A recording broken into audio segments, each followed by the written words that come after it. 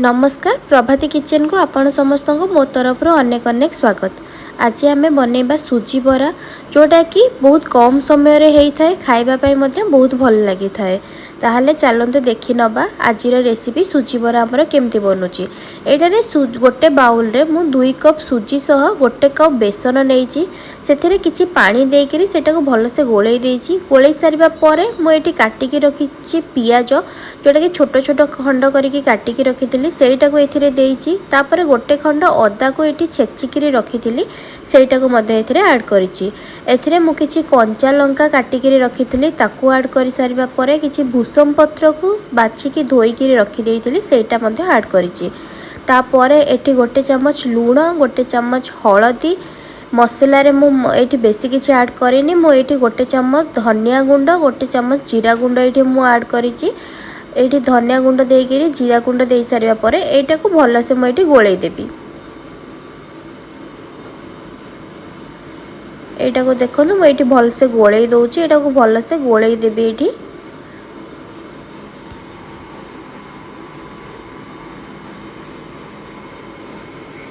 Eighty देखंतु हमर गोळैबा हेई गलानी।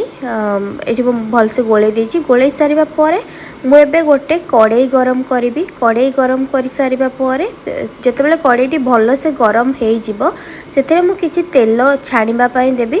तेलटी भी भल से गरम होबा दरकार। तेल गरम हेई सारिबा परे आपण माने आपनको हिसाब रे बरा जो भी शेप देबे। एठी देखंतु तेल हमर गरम हेई सारिछि।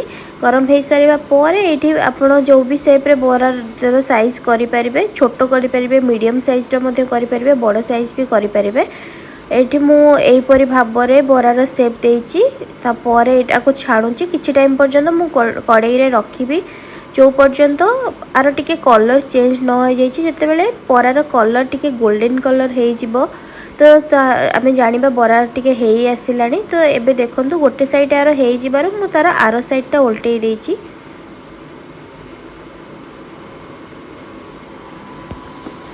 आपण माने भी वीडियोटी आरंभ रु शेष पर्यंत देखंतु। जदि वीडियोटी भल लागिवो ताले लाइक सहित शेयर करिवे।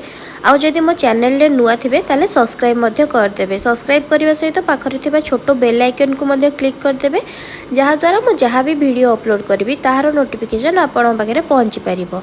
एटी देखंतु बरार कलर हमर चेंज भी हे गलानी, गोल्डन कलर हे गलानी और केते सुंदर भी देखा जाउची। एबे बरा जेहेतु हे गलानी आमे आको छाणी दबा गोटे जागा रे छाणी करी रखि दबा।